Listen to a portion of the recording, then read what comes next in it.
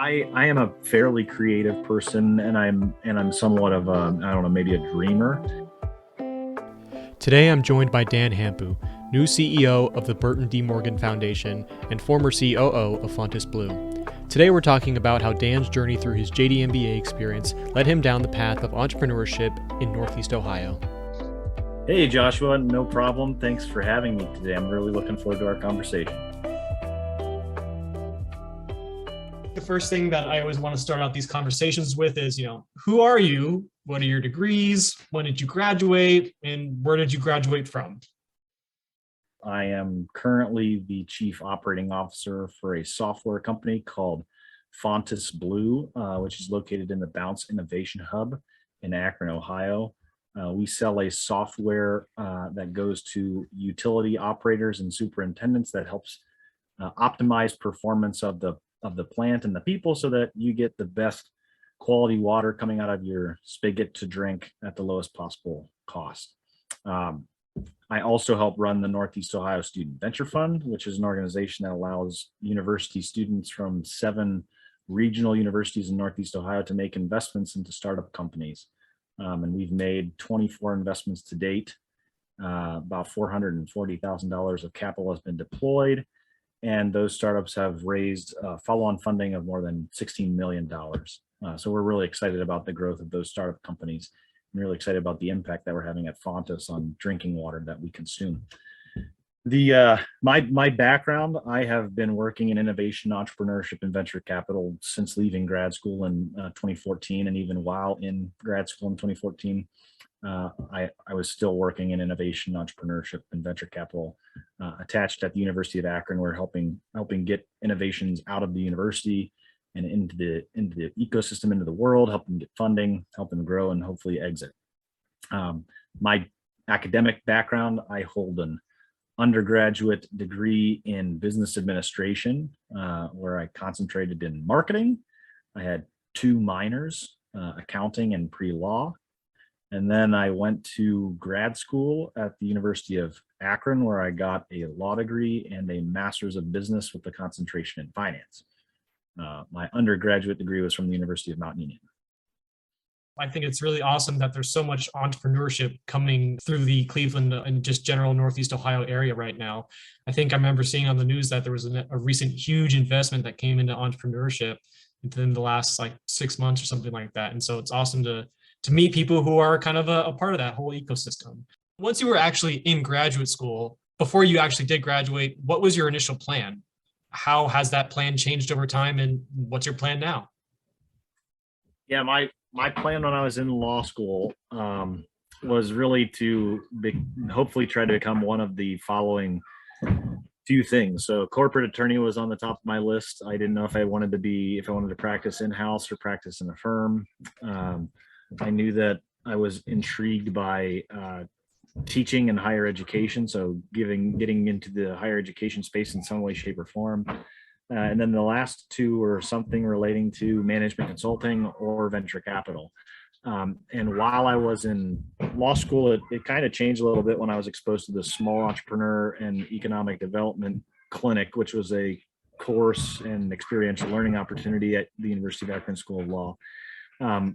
And while I was there, I got exposed to an event called the ARC Angels Network, which is the Akron Regional Change Angels. And they gave four times a year, they did 4 to 5 presentations where startup companies would essentially pitch for investment. And I got hooked. And then things just got kind of aligned where I ended up getting an internship GA with the University of Akron Research Foundation and really fell in love with innovation, entrepreneurship, and venture capital.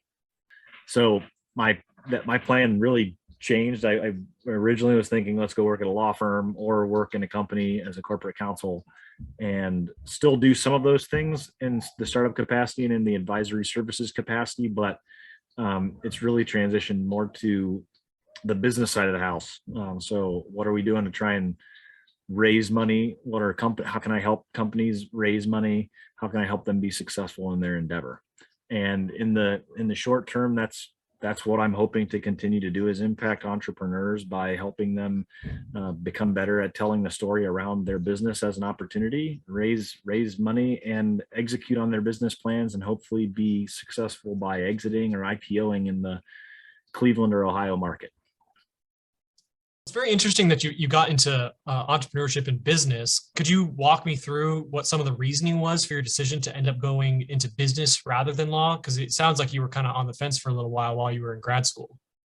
Yeah, I was a little bit on the fence. I think the combination of both experiences. So I got some experience doing some corporate type counsel work, and I also got experience in the strategic management of different startup companies and board management and those types of things.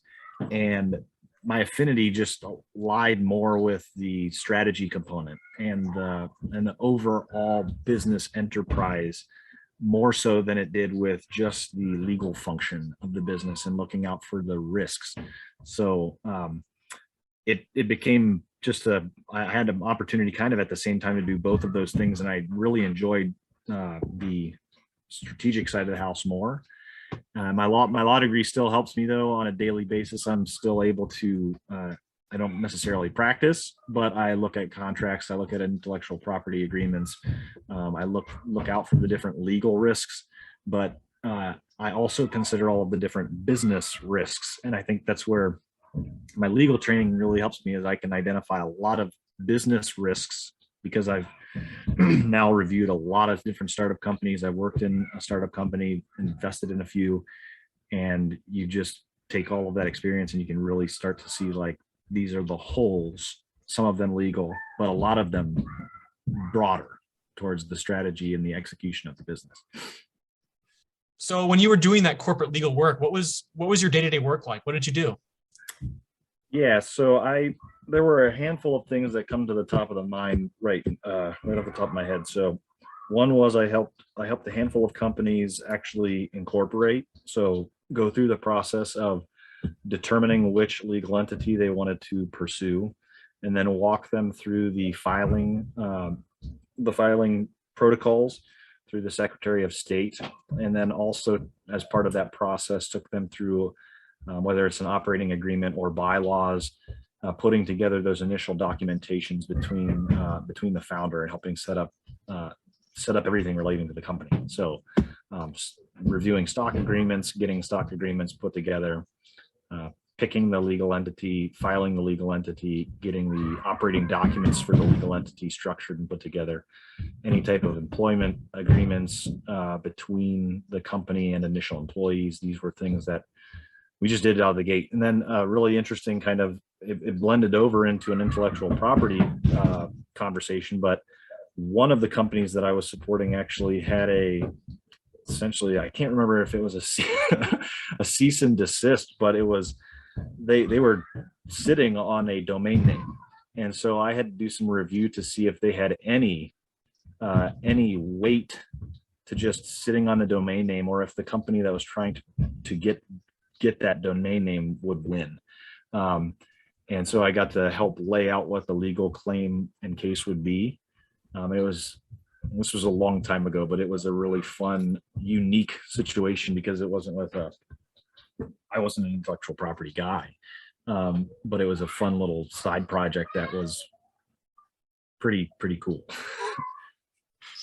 I'm sure that your children in the background, they'll have some interest in it beyond playing and roughhousing in the background. I think they're troublemakers, just like entrepreneurs and innovators, always trying to press the boundaries, and they like to have fun. And that's good that they're having fun. I can hear them having fun, and I appreciate it. So once you finally did graduate, what did your post-grad journey look like? Walk us through the first few years of your post-grad, because I know for a lot of people, especially with JDMBAs, you can bounce around between professions that are completely distinct from one another. So I'm curious how you got to where you are now post-grad. When I graduated, I was working full time when I graduated. So I decided to pursue trying to get through the bar exam while working full time. But because I had an affinity for what I was doing, I did not want to take the full break that most students do in between graduation and bar examination. I was lucky that I was able to find a job in the innovation space with the University of Akron Research Foundation. I continued to work and study for the bar exam. Unfortunately, didn't pass the first time, and I, to be honest, didn't really care because I had no present intention to practice soon, and work was fun. So I prioritized work over studying for the bar exam. And then the second time I took the bar, I made a few very subtle tweaks, did the same thing, still worked, but made a few subtle tweaks and was able to pass the second time through.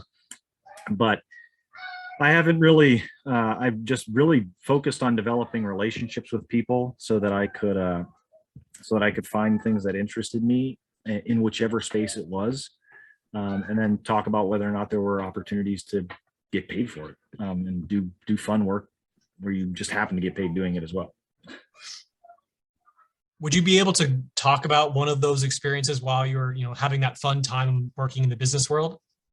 Yeah, I mean, I was when I graduated, we were working on we were working in a program called the I-Core Sites program at the University of Akron Research Foundation. When we first started that program, which was funded by the National Science Foundation, there were 3 sites that were approved for this program across the entire United States. And they were all about trying to educate faculty members at universities and their students on what it means to start a company and what it means to get an innovation out of the lab and into the real world. Since then, I don't even know what the number is, but when I left the Research Foundation, there were more than 50 of these sites across the United States. Had really blown up. There were many more of those. They developed a program called I-Core nodes, which were kind of bigger hubs that were in different bigger areas or bigger university locations. And this program just blew up across the country.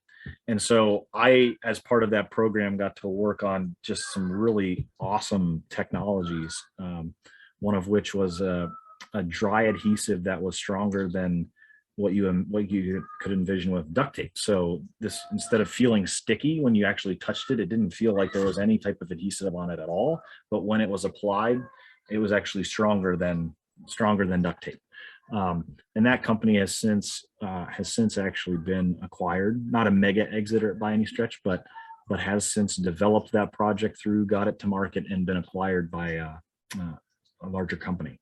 And there's many of those types of technologies where we were working at the cutting edge of technology, trying to help advance them from lab to scale to market to business.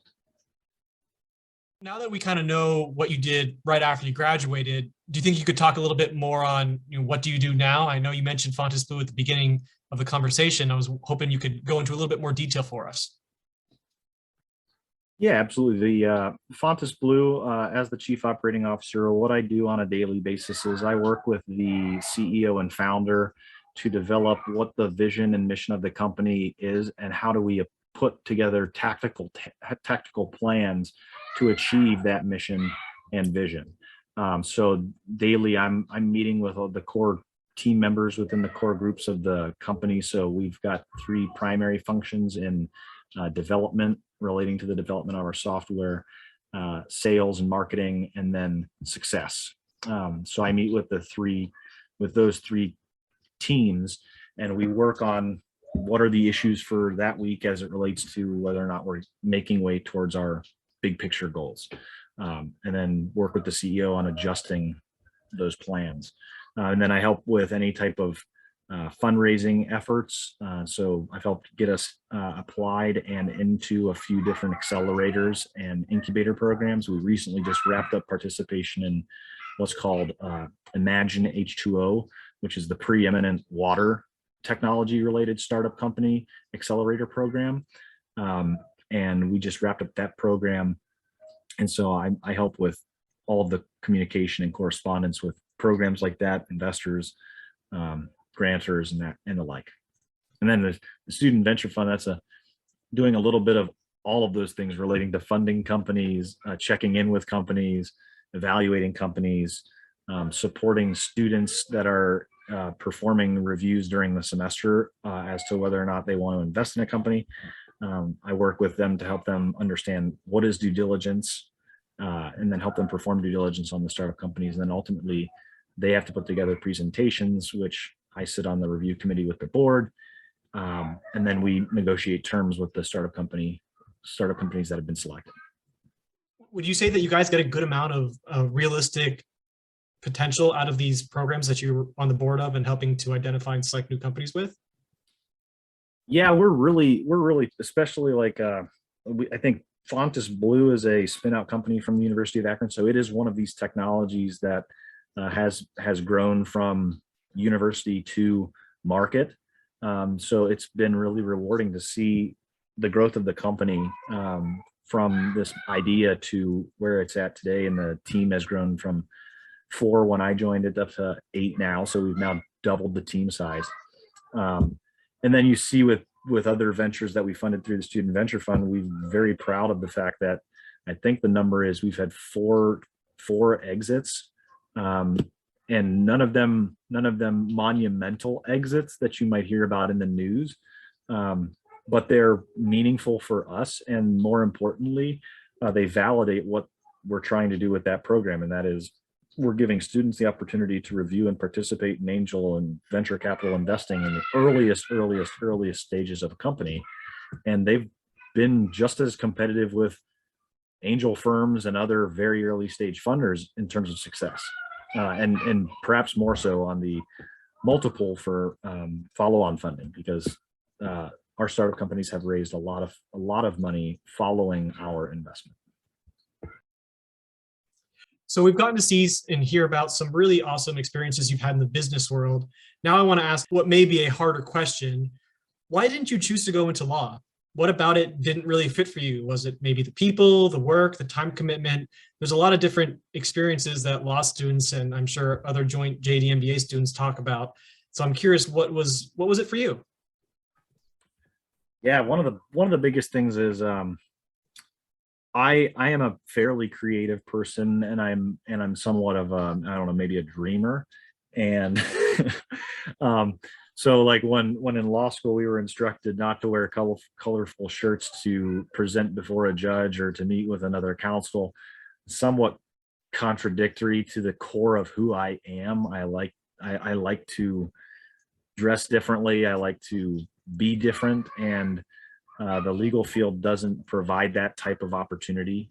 That was one of the biggest reasons. I also knew that some of the things that I was really good at in law school would not have made for a good family-friendly, family-oriented career. And I know just because of the nature of who I am, I would have been probably overly reviewing things and spending more time than was needed on specific tasks for different cases.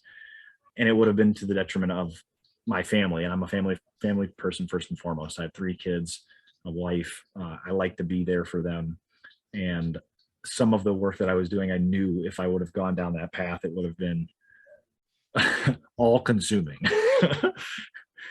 And you know, I think I agree with you on the creativity thing. I think that's why I'm here doing the podcast, right? Is I'm looking for new creative ways to kind of express that education that I'm gaining through the joint degrees. And, you know, podcast seemed like an interesting opportunity. And so I really appreciate the creativity aspect of it that you touched on. Yeah, and that was in school and shortly after. I just recognized that whether it was a good or bad way, I was different than a lot of the colleagues that I went to law school with, where they had a burning desire to be a specific type of attorney, and I was more open to other things. And then when that door for other things was really pressed open, and I was exposed to innovation and new inventions, creativity, and the things that come with business as a whole, I just gravitated more that way. Much like you in this podcast definitely very creative, different thought processes and skill sets. And I'd imagine as well, the more and more people I interview who have our degrees, I'm imagining we'll probably find some similarities with creativity and wanting to try new and different things. I'm much like yourself, have always had an interest in entrepreneurship, and it's just been something I've always wanted to try. And I think that this is a really fun way to try to get at that. Even if it doesn't become successful, it's a way to, you know, communicate with people who are doing it. And I think that's valuable, and other people may want to hear about your experiences. So I thank you for sharing them. Yeah, and the one other thing I just mentioned on that, a handful of the people that I graduated with that had the JDMBA or a JDMPA or some other joint degree, I feel like most of them are either in some sort of JD preferred. I think that's the language that's used, like a JD preferred career, where it's you don't need a law degree, but man, does it help. And there are a lot of careers where that is the case. Venture capital is one of them because there's so much of it is legal and so much of it is risk. um, I have friends that do more investment banking or real estate transaction, a lot of compliance work, again, where it's not necessary that you have to be a lawyer, but it's preferred because of the training that you've received. And if they are practicing the law, many of my colleagues that are JD joint degrees started their own firms. And again, that's entrepreneurial. They wanted to, hey, I like the aspect of trying to build my own business, grow my own business, and develop it. And it's rewarding to see what some of those people are doing. And you've kind of gotten even a little bit ahead of my questions here, so I'll skip ahead and just follow up on what you said. So, you might repeat yourself a little bit, but that's okay. What do you believe makes a JD MBA degree so unique and valuable to, one, your life and career personally, and also two, the broader job market in today's atmosphere? My answers might not reflect this, but I think one of the biggest things from the joint degree is law school prepares you for identifying issues better than anything that I've ever encountered. You are able to, as a lawyer, understand very complex issues, understand and break them down into their simplest form, get to the root cause, and then put together very clear arguments and communications, both written and verbal, for how you resolve those.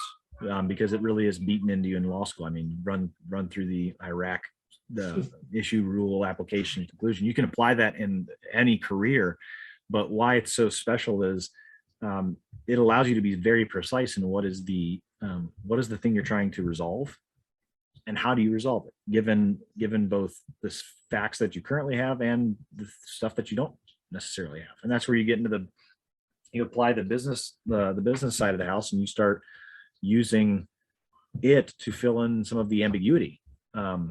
But it really is that clarity, and the clarity and the precision that you get from law school in particular is second to none. I mean, maybe engineering, probably one of the only other disciplines where you're that focused on detail and that specific to the issues that are being addressed. But you have to communicate a little bit more in law school than you do in an engineering program. Do you think that more people will begin to get these kind of degrees? I think in the current years at the MBA side of the JD MBA at Case Western, there's 3 of us in my group, 3 JD MBAs, and then 2 right behind us, the year behind us. So there's not really a whole lot of people. Do you think that more and more people will begin to get these kind of degrees? I'm biased. I think we had a little bit larger graduating cohorts with JD MBAs, but not by a huge amount. I think I graduated with about 5 to 10 that were joint something, JD MBA, JD MPA. I personally see so much value in both, and I think that value is something that we're going to see more and more people pursue, because it's very, I mean, you think about, you're going through it, you think about the degrees separately are 5 to 6 year degrees, and the degrees together are somewhere between 3 and 4, 3 and 5. That's a stretch, but you're getting a lot more value out of it. And I think more people are going to go back for these differentiating degrees as they continue to evaluate what their careers are. So maybe they don't get the JD MBA, but they do pursue an MBA after a legal career because they would like to shift. They'd like to shift, or they like to differentiate themselves as they pursue a second or third career, and vice versa.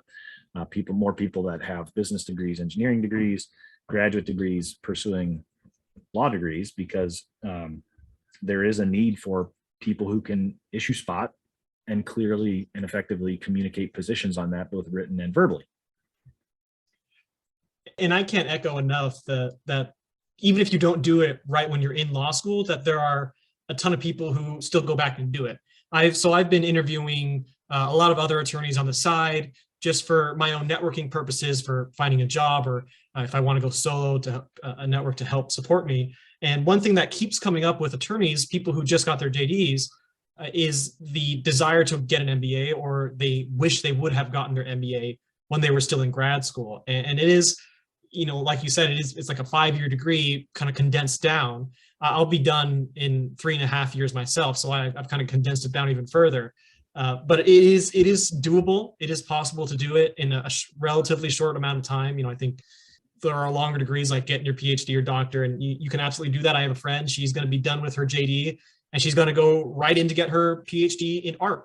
And so she's got another lengthy period of school in front of her, but that's something that people do. And I think it will likely become more popular. It's just, for a lot of people, I think it's just getting over that initial hump of being afraid of it and not really understanding what it entails. Yeah. And I, just to that same point, I think you have I'm a big advocate for doing it up front.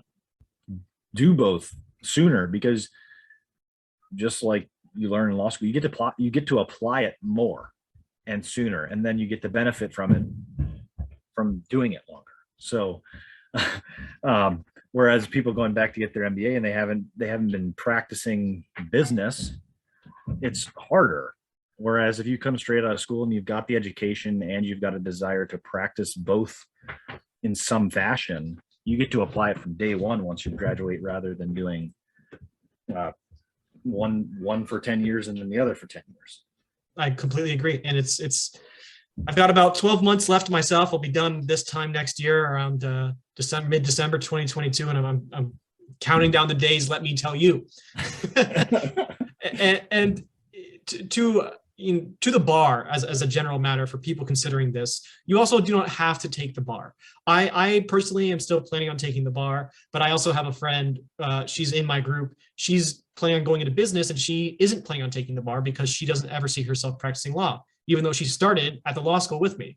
And so there's a whole bunch of different ways that you can go about graduating and your internships and stuff like that. And there's really no right or wrong way to do it, I think. And it's just having the 2 degrees is really enough to really get your foot in the door in a lot of different kinds of places. Yeah, I had an advisor, and again, you're spot on. You can do so much with the joint degrees that it's not. And I have friends that decided to do the same. One of my best friends who was in my wedding took the bar and then decided to let his license lapse because he wasn't doing anything. He wasn't doing anything with his law degree, with his licensure, so he just let it go. He does real estate investing.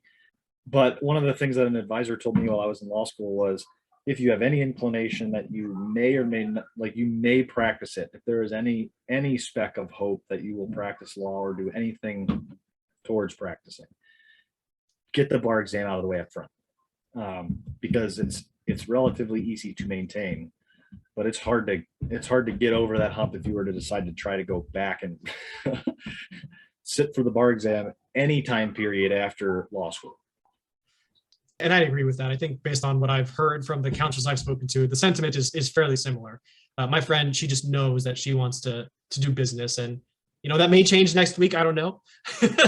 As the case is common with joint degree students, we don't really know where we're going and where we'll end up. But wherever you go, you'll have the 2 degrees, and that'll be meaningful. Thank you so much for taking the time to meet with us, Dan Hampu. We really appreciate you coming out and talking to us here on local Zoom.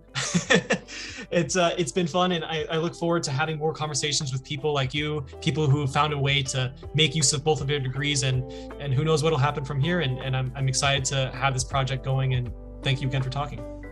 Absolutely, Josh, and it's been wonderful chatting with you. I look forward to our many more conversations in the future, and best of luck with the remaining time in law school.